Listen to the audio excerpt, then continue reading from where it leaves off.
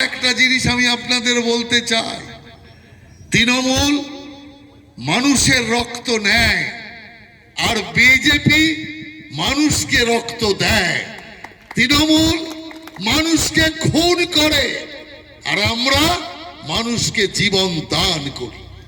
তৃণমূল মানুষের মাথার ছাদকে কেড়ে নেয়, আমরা মানুষকে শীতের মধ্যে কম্বলের ছাদ দিয়ে তার জীবনকে রক্ষা করবার চেষ্টা করি।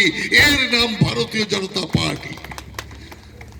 সেই কারণে আমরা এই জিনিস মনে রেখে চলি। রামকৃষ্ণ পরমহংসদেব বলতেন, শিব জ্ঞানে জীব সেবা।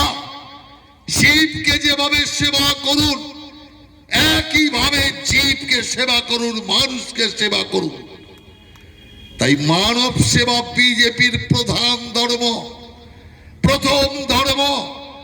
তাই মানব সেবার কাজ আমাদের কেন্দ্রীয় সরকার করে যাচ্ছে। কিন্তু সারা দেশে মানব সেবা হলেও এখানে আর মানব সেবা নেই। এখানে মানব সেবা তৃণমূল সেবায় রূপান্তরিত হয়েছে। মানব সেবার 100 দিনের টাকা যাচ্ছে তৃণমূলের ভাড়ারে। মানব সেবার আবাস যোজনার টাকা চলে যাচ্ছে তৃণমূলের ভাড়ারে। জল জীবন মিশন, জল মানুষের জীবন, সেই জলের টাকাটা পর্যন্ত চুরি করে এই তৃণমূল কংগ্রেস। জলের টাকা তো দূরের কথা, আমি এক কেন্দ্রীয় মন্ত্রীকে বলেছিলাম যে এরা পায়খানারও টাকা খায়। কেন্দ্রীয় মন্ত্রী অবাক, বলছে পায়খানার টাকা খাচ্ছে। আমি বললাম হ্যাঁ, আমি গিয়েছি নদিয়া জেলায়।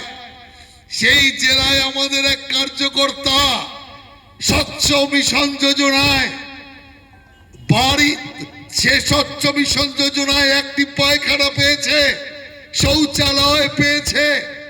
আমাকে দেখাচ্ছে, দাদা মোদিজির টাকায় অনেকে লড়াই করে তৃণমূলের হাত থেকে এই শৌচালয় ছিনিয়ে এনেছি। আমি বললাম শৌচালয় তো এনেছেন, কিন্তু দরজা ছাড়া শৌচালয় এলো কি করে? শৌচালয়ের দরজার বদলে বস্তা ঝুলছে কেন? বলবো কি বলবো দাদা, কাটমানি দিতে গিয়ে ওই দরজা উড়ে গেছে। তৃণমূলের নেতারা দরজা খেয়ে নিয়েছে কাটমানিতে, তাই ছাড়া ছাড়া উপায় নেই। আপনি ভাবতে পারেন? সেই কেন্দ্রীয় মন্ত্রী অবাক হয়ে আমাকে বলেছিল পায়খানার টাকা খায় তৃণমূল। এ তো শুনে অবাক লাগছে। আমি বললাম এখন তো পায়খানার টাকা খাচ্ছে, আর কিছুদিন যা দেখবেন ওটাও খাবে। কিচ্ছু ছাড়বে না, কিচ্ছু ছাড়বে না। আমি এক তৃণমূল নেতা